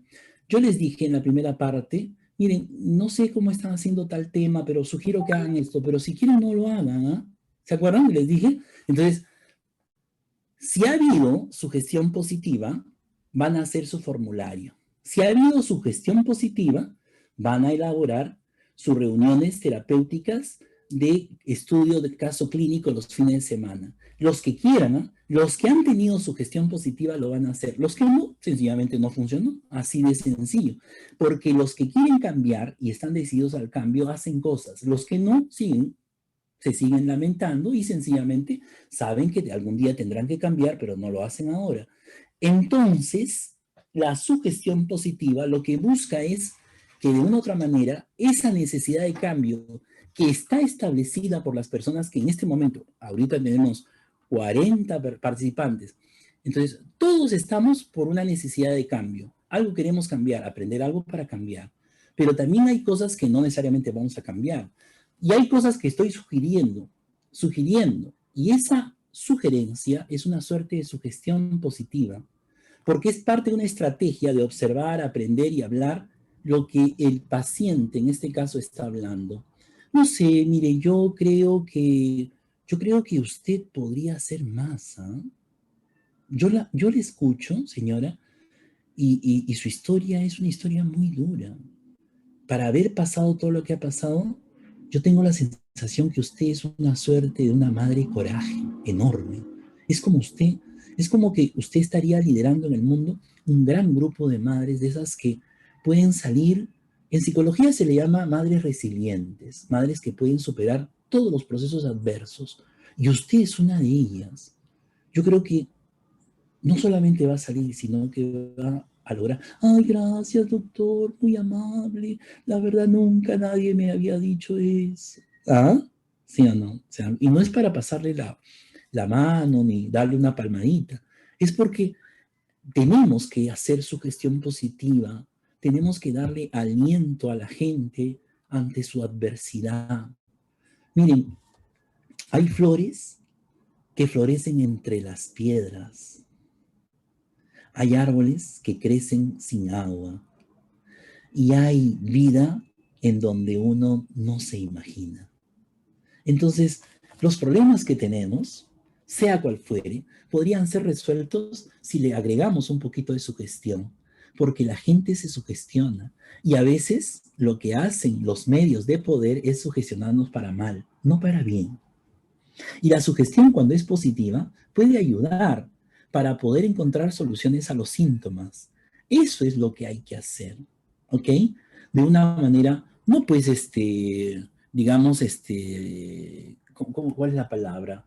Inadecuada, ¿no? No para hacer daño, todo lo contrario, para generar posibilidades de solución de problemas en la gente. La siguiente, y estas, perdón, ahí hay una más. Falta un ratito. Respecto al tema de hablar el lenguaje del paciente, que es muy importante, yo, si veo que esta persona que tengo al frente es un ser racional, entonces yo también seré racional. Si es un ser espiritual, seré yo un espiritual. Y si es un ser emocional, yo seré full corazón. Eso no es que yo me mimetice con el paciente, sino que el paciente va a comprender que yo lo estoy comprendiendo. Y eso también forma parte de la sugestión positiva. Yo lo veo así, miren, si yo tengo al frente un carpintero, entonces yo le hablaré en términos de metáfora, ¿no? Lo que él entiende de la carpintería y lo poco que yo sé. Y haré, oiga, dígame, su familia, por ejemplo, es como, ¿sabe qué me da la sensación, señor Pérez? Que su familia es como una puerta que tiene las bisagras, en vez de tener las bisagras en el lado donde deben ir, las tiene en el lado de la chapa. Entonces el tipo se ríe, ¿no? Porque ¿cómo puede ser posible que la chapa esté en el lado de las bisagras y las bisagras en el lado de la chapa? Una cosa que no puede ser posible. Entonces el tipo me entiende. Yo creo que, ¿sabe qué? Las bisagras que son sus hijos tienen que empezar a respetarlo a usted y usted tiene que ganarse ese respeto y tiene que reubicar esas bisagras y poner el orden. La chapa es usted y su esposa.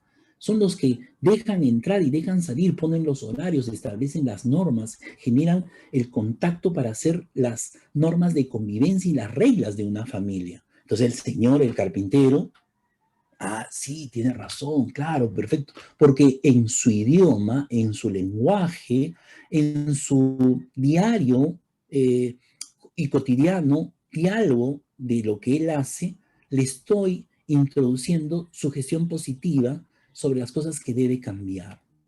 Y él lo acepta, porque es un hombre noble, sencillo, trabajador, que yo no necesito decirle, pues, en términos metafóricos, con palabras adornadas, lo que él, con un lenguaje sencillo de carpintero y tan noble como lo es ese oficio grande de Jesús, entonces podrá hacer un cambio significativo, ¿ya? Ese elemento nos parece importante. La siguiente, por favor, vamos corriendo, no quiero que se acabe la hora sin que termine. Entonces, en esta suerte de sugestión positiva, podemos nosotros hacer que las personas acepten aquello que nos ofrecen con una suerte de hablar su mismo idioma y se produzca el cambio, ¿ok? ¿Ya? Así que este tema nos parece relevante. La siguiente. En el segundo aspecto que vamos a considerar es definir el problema. ¿Se acuerdan que dijimos en qué interacción está? O sea, es un problema de autoestima, o sea, en el mundo interior, es un problema de ¿qué soy? ¿Soy heterosexual? ¿Soy homosexual? ¿Me acepto? ¿No me acepto? ¿Qué sé yo? Eso es una interacción del sujeto y sí mismo. Es un problema que está vinculado a los demás. Mi madre no me comprende, mi papá me castiga, mi profesor es un intolerante, la universidad no me quiere, qué sé yo, con los demás, ¿no? Entonces, en el sujeto y el mundo, en el tema de los valores, en el tema de las normas, no quiero ser lo que quieren que yo sea, ¿no? Por ejemplo, estoy estudiando psicología, pero en realidad mi carrera es bioquímica, ¿no? ¿Qué sé yo? No sé, ¿ok?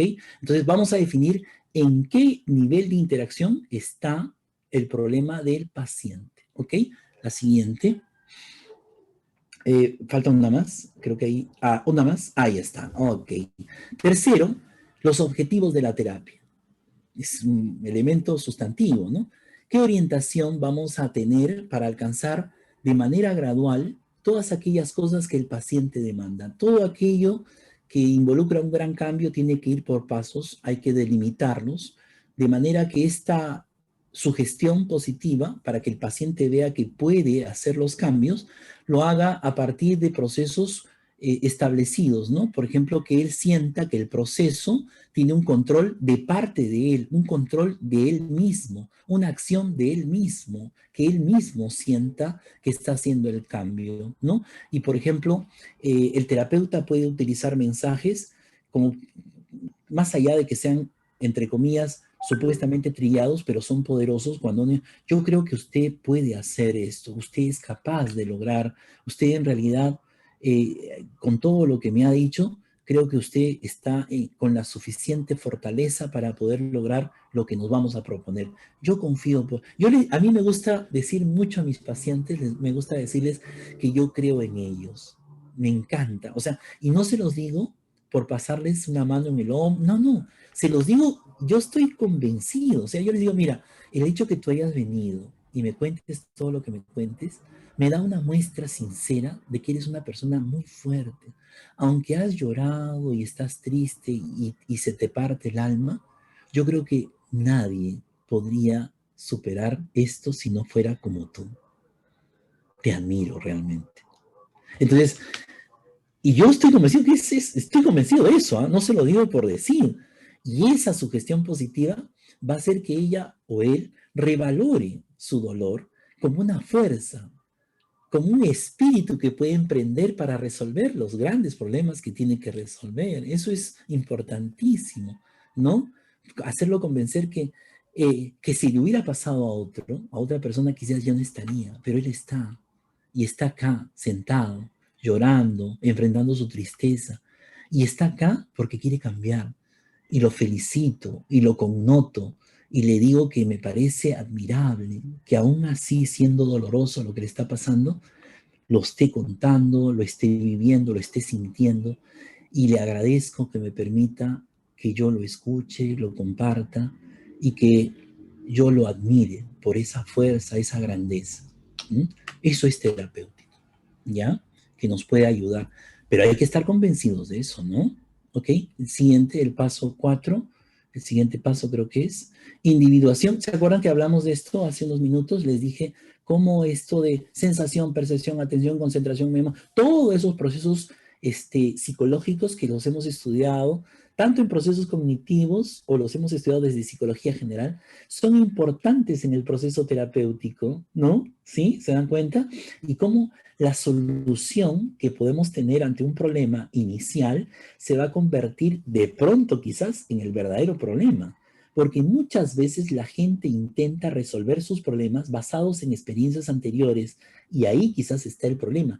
No siempre una solución intentada termina siendo una buena solución. Entonces, siempre tenemos que explorar otras alternativas.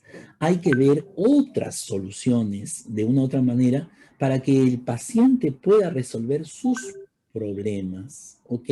Entonces, eso es importante. La siguiente, en el punto 5, acá, la programación terapéutica y las estrategias de cambio. Aquí están las estrategias detalladas para poder desarrollarlas, cada una de ellas. Nos llamaría mucho tiempo, pero quiero mencionar puntualmente algunas de ellas. Por ejemplo, tenemos las acciones y comunicaciones terapéuticas versus las prescripciones. Una técnica que tenemos que hacer en la intervención es, no se olviden, hablar el lenguaje del paciente. Eso ya es terapéutico. Ustedes lo conocen con el nombre, muchas veces se puede confundir, con el nombre del parafraseo. Por ejemplo, señora, usted me ha dicho que, entonces usted le dice lo que ella, mire, yo no le he dicho absolutamente nada. Lo que yo he escuchado es que usted dice tal. Entonces, cuando yo hablo el lenguaje del paciente y el paciente percibe que yo estoy atento, el paciente se siente validado. Hablar el lenguaje del paciente nos permite acercarnos, nos permite que ese paciente pueda sentir que siendo escuchado, él también es validado. ¿Recuerdan ustedes? Reconocer el sentimiento, el sentimiento propio de uno, del propio terapeuta y del paciente. Ese sistema que se crea hablando un lenguaje común, donde el terapeuta no es un docto, ni que lo sabe todo, sino que con un lenguaje sencillo que se expresa a través, si es emocional el paciente, soy emocional, si es racional el paciente, soy racional, si el paciente es espiritual, también le entro a la espiritualidad. Y eso no es que yo me mimetice, no, sino que el paciente sienta que hay contacto. Muchas veces los pacientes nos dicen algo como, oiga, la verdad, me he sentido bien conversando con usted.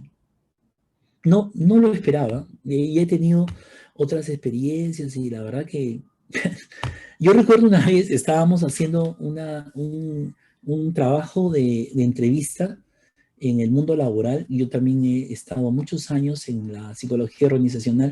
Yo un poquito que lo he dejado porque me gana los tiempos y más estoy en el tema de la terapia, pero durante mucho tiempo he desarrollado la psicología organizacional. Es un campo muy bonito, la selección de personal, la capacitación, el tema. Y yo sé que a muchos de ustedes les encanta. Yo he enseñado también varios cursos. He enseñado todos los cursos de organizacional, pero ya no enseño, solamente enseño psicoterapia. Y recuerdo que una vez una persona que estaba en una entrevista, que era pues un dios, el tipo tenía un currículum, Dios, qué bárbaro, un dios. Entonces empezamos a conversar y todo. Y normal, ¿no? O sea, le hice unas preguntas, le cuestioné algunas cosas, conversamos en la entrevista clásica de selección, ¿no? Y al final de la entrevista el tipo me dijo, oiga, he pasado un montón de entrevistas, pero la verdad me imaginé que iban a ser igual que las anteriores. Me ha hecho preguntas que me ha hecho pensar. Y yo le dije, qué bueno, estoy seguro que le va a ir mejor. No se preocupe, está muy bien, lo felicito. El informe es positivo. Prácticamente de esa entrevista dependía que lo contraten y no lo... Pasaron el tiempo, yo trabajaba en una institución y el tipo nos encontrábamos en el interior del centro ese donde trabajamos. Y siempre me saludaba, se acercaba, me saludaba, porque me imagino que se quedó pensando de las cosas que yo le había planteado. Temas que él mismo dijo nunca las había tocado y que le podían ayudar. Entonces, siempre podemos ayudar, siempre. Hay que estar convencidos de eso. Y eso podemos obtenerlo si hablamos el lenguaje del paciente. La segunda gran técnica es la reestructuración. Lo que viene de una forma hay que ponerla, si un problema viene cuadrado hay que hacerlo redondo, así de sencillo. Y la reestructuración es poder reformular las cosas que el paciente trae, ¿no? Y si nosotros podemos reformular las cosas que el paciente trae, el paciente va a decir lo siguiente: no lo había visto así. Ahora que usted me dice esto, estoy viendo otras cosas. Entonces hemos reestructurado. Y reestructurado lo hacemos siempre, solamente que, ¿cómo es? ¿Cómo es? Es que la reestructuración consiste en un procedimiento mediante el cual el problema del paciente le damos vuelta. Le damos vuelta de tal manera que de enorme que era, lo terminamos haciendo chiquitito. Y entonces el paciente, al verlo chiquitito, ya no es problema. Entonces cambia totalmente la percepción. Entonces, lo que hay que hacer es esa parte perceptivo-reactiva, ¿se acuerdan? La parte de atención, sensación, percepción, atención, concentración, memoria, todo ese procedimiento, hacer que en la reestructuración sea visto de una manera distinta, totalmente distinta. En donde, por ejemplo, si nosotros, llega una familia y el paciente identificado es un niño porque sencillamente es hiperactivo, agresivo, lo que fuera, sabe Dios, esa concepción de paciente identificado cambia a una concepción interaccional de todo el sistema familiar y que después de terminada la sesión, el niño sienta que por primera vez ya no es un problema, sino que en realidad es un sujeto que interactúa y que de pronto nunca le han escuchado. Hemos reestructurado la forma como es concebido y el chiquito se va contento. ¿Por qué? Porque ya no se siente que es el paciente identificado, se siente parte de una familia que necesita cambiar y que él lo que ha hecho es solamente poner el grito en el cielo para que lo lleven a terapia y que en el fondo quizás los padres necesiten terapia. Una terapia familiar reestructurada podría terminar en una terapia de pareja. ¿Se dan cuenta? Una terapia donde hay un sujeto individual problema podría terminar en otro subsistema de relación en el cual se tenga que intervenir. Por ejemplo, en el subsistema parental o en el subsistema conyugal. Entonces, eso también forma parte de la reestructuración. El otro elemento que es importantísimo es evitar las formas lingüísticas negativas, porque de una u otra manera, muchas veces, sin darnos cuenta, nosotros estigmatizamos a los pacientes y les hablamos negativamente, y eso no contribuye para nada. Entonces, y no se trata de ser tan simplones, perdonen la expresión, en decir que se trata de actitud positiva, no. Se trata de que nuestro cerebro funciona con mejores expectativas cuando el panorama es alentador y no desalentador. Entonces, en otras palabras, miren, ya se ha hecho investigaciones muy serias en relación a nuestra estructura genética, donde las posibilidades de respuesta positiva están basadas en lenguajes propositivos y positivos y no en lingüísticas negativas, punitivas ni castradoras, porque eso no lleva a la solución de los problemas. Entonces, parte de la técnica también tiene que ver en la forma como transmitimos información y generamos espacios de relación con los pacientes de manera propositiva. El otro es un tema de uso de la paradoja y la comunicación paradójica, en donde, por ejemplo, podemos actuar con pacientes de manera paradojal, o sea, cuestionar. Aquí hay un juego entre la anterior de la lingüística negativa y la paradoja. Por ejemplo, podríamos utilizar esto en pacientes que son muy negativos, ¿no? Planteándoles que no pueden hacer algo que ellos pueden hacer y lo terminan haciendo solamente por darnos la contra. ¿Ya? Entonces, en el enfoque de terapia estratégica, concebida como tal, lo que se busca es que se enfrentan dos sujetos en una partida de ajedrez y la partida de ajedrez puede ser que gane uno o gane el otro o haya empate. Si gana el paciente, gana la terapia. Si hay empate, no hay nada. Y si gana el terapeuta, no hay nada. Lo que tiene que ganar es el que tiene que ganar, ojo, en este juego, es el paciente. Pero si el paciente cree que ha ganado y ha perdido el terapeuta, también gana la terapia. Porque parte de la paradoja es hacerle creer que dándome la contra, va a obtener él sentirse más grande que yo, terapeuta, pero en el fondo yo sé que lo que he llevado por inducción, por sugestión positiva, a que él piense que haciendo lo que yo creo que no puede hacer, haciendo, él va a cambiar. Entonces, esta paradoja que se construye permite hacer los cambios. Yo le he dicho a muchos pacientes, les he mandado mensajes, por ejemplo, cuando vienen en un problema de pareja, donde asiste uno, porque el otro no quiere, porque sencillamente, les he mandado mensajes, ¿no? Dígale a su pareja que digo yo tal cosa, y que en realidad son cosas que son las cosas que ella o él quiere decirle, pero no se lo dice. Y dígale, y literalmente le digo, ¿no? Dígale esto y que le doy el permiso para que me odie a mí, no a usted.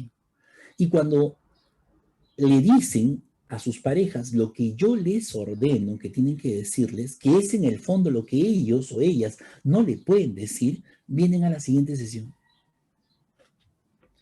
Entonces ahí yo, cual corderito, los escucho y no fue, entonces ya logramos el objetivo, que venga, porque los temas de pareja son de dos, no de uno. Entonces las estrategias y las técnicas son para eso, para que funcionen las cosas. Ahora, hago un paréntesis chiquitito, no sé si me están siguiendo. El paréntesis chiquitito consiste, es que esta es una terapia directiva. Va buscando direccionar los cambios, porque son los cambios que el terapeuta ve que pide el paciente, que sabe cuáles son, pero no se atreve a hacerlos. Entonces el paciente toma las iniciativas. La técnica de la resistencia, miren, nosotros hemos estudiado el psicoanálisis, recordarán ustedes que lo han estudiado, y el psicoanálisis habla de los procesos transferenciales, ¿no? De la contratransferencia y la transferencia. Y entonces, por ejemplo, cuando los pacientes se resisten al cambio y boicotean las terapias, el terapeuta, no, estás proyectando a tu madre, estás proyectando a tu padre, y todas esas cosas muy mitológicas y muy simpáticas que siempre el psicoanálisis plantea. En el cambio de en el uso de la resistencia en el modelo terapéutico de la terapia de Nardone, lo que se hace es utilizar la resistencia del paciente para retarlo. O sea, usted no creo que llegue a hacer esto, nada que... Entonces, muchas veces esta resistencia al tema de la terapia puede ser utilizado para los cambios terapéuticos. Muchas veces, entonces puede utilizarse, ¿ya? De una u otra manera. Las anécdotas, los relatos y el lenguaje metafórico son importantísimos. Miren, no puede haber terapeuta que no esté ligado a la literatura. Es mi sugerencia. Hay que leer literatura, poesía, escuchar música, para hacer metáforas, para hacer relatos, para contar historias. Dependiendo de la historia de la familia, podríamos contar, mire, ¿sabe qué? Su familia me trae a colación la historia, no sé, ¿se acuerda la historia bíblica de tal cosa cuando lo ponen al hijo y lo parte y no? ¿Se acuerdan? ¿Quién es el personaje bíblico que ofrece a su hijo para ser partido, ¿no? ¿Se acuerdan? Y así, por ejemplo, podría ser una familia donde el padre y la madre se pelean, están divorciando, ¿no? Muy bien, ¿quién es usted? Ya, ¿a quién va a partir? A ver, partamos, usted se lleva la cabeza y usted se lleva las pies. Y entonces la gente empieza a reflexionar, ¿no? Así están tratando a sus hijos. Usamos anécdotas, relatos, memorias, historias. ¿Sabe que usted se parece a Quirón, el sanador herido? ¿Sabe esa historia? Y le contamos la historia de Quirón, el sanador herido, el hombre que siempre estuvo en el campo tratando de curar y resarcir su pena, su dolor. Aquel hombre centauro que fue abandonado por su madre. A usted su madre lo abandonó, ¿no? Y usted su madre le hizo un enorme daño, pero usted siempre ha salido y ha sabido resarcir ese dolor y ahora quiere acabar con su vida tratándose suicida. O sea, contamos historias, contamos anécdotas que podrían de una otra manera... Sí, Michelle Cáceres, sí, te escucho. Sí, docente, Eduardo. Lamentablemente me avisan por interno que ya nos hemos quedado sin tiempo, ¿no? De todas formas, creo que ha sido una capacitación muy rica en información para todos. Creo que hablo por todo, en nombre de todos los internos. Hemos aprendido técnicas diferentes, novedosas, sobre todo los modelos que también usted ha podido mandar de los cuestionarios que podemos realizar ante la entrevista. Ha sido muy nutritivo, creo, para todos. De todas formas, con su permiso de usted, voy a tener la amabilidad de mandar el PPT completo al grupo de Claro, la por sede supuesto. para que lo puedan visualizar de manera completa. Y si también me facilita los PDFs de esos cuestionarios que usted los tiene, también para poder compartirlo con ellos, ¿no? Sí, Con el permiso de usted. Listo, claro. profesor. Entonces, quisiera que darle el pase, ¿no? Para que se pueda tal vez despedir, ¿no? De los asistentes y dar unas últimas palabras. Sí, bueno, yo quiero agradecerles su tolerancia y su gran disposición, exhortarlos a que de pronto las sugerencias que hemos alcanzado las puedan ustedes desarrollar. Creo que en un internado tiene que haber algunas cosas que podrían ayudar, como es el estudio de caso semanal, el compartir información. Yo me comprometo a alcanzarles el material que les he sugerido y de pronto por ahí algún otro texto que les pueda ayudar. Yo les agradezco de manera infinita esta oportunidad y espero pues que pronto estemos compartiendo mesas de discusión sobre temas de la terapia y nuevos enfoques o nuevas técnicas o nuevas formas de ver el ejercicio terapéutico. Mis mejores deseos para todos ustedes, que tengan un bonito fin de ciclo con las mayores y mejores condiciones para el aprendizaje y sobre todo con mucha salud, con la bendición de poder estar bregando en esta difícil circunstancia, porque ayudando a los pacientes también nos estamos ayudando nosotros. Muchísimas gracias, un abrazo para Así es, todos. profesor. Antes que se Estoy- retire, vamos a enviarle por el chat a los asistentes el canal del profesor. Él tiene un Ah, canal en YouTube desde hace mucho tiempo donde comparte, ¿no? Todas sus experiencias, conocimientos, explica mucho de estos temas, ¿no? Por ejemplo, los que también está explicando ahora. Para los que estén interesados, ¿no? Puedan ver el canal del profesor, lo vamos a compartir ahí el enlace por el chat para que se puedan suscribir y seguirlo. Asimismo, se les va a adjuntar también el link de la asistencia para que puedan marcar su salida a todos los asistentes. Siéntanse a gusto. Puede dar su cherry, profesor, de su canal ahora. Ahí no, está el enlace del sí, canal de YouTube de bueno, profesor en el tengo un lugar pequeño de canal visualizar. con todas mis clases, de pronto puede ayudar. No aspiro a llegar a tantos seguidores, pero sí, de pronto ayudar en lo que pueda con sus dudas y de ser posible, si hay algún tema de orientación, siempre estoy dispuesto, con las limitaciones del tiempo que uno tiene, pero siempre estoy dispuesto a poder apoyar a los estudiantes. Muchísimas gracias. Cuídense mucho. ¿Ok? Muchas gracias, profesor, por su Listo, docente. colaboración Hasta con luego. Muchas nosotros. gracias por su colaboración el día de Gracias, hoy. gracias. Hasta luego, hasta luego. Bien, compañeros, como ya se les mencionó por el chat, también se les va a pasar el link de asistencia para que puedan marcar su salida. No se olviden que es muy importante para considerar su completa participación en la capacitación del día de hoy. Por favor, para que marquen su salida. Ahí en el chat ya se envió el enlace para que puedan completar, chicos, por favor.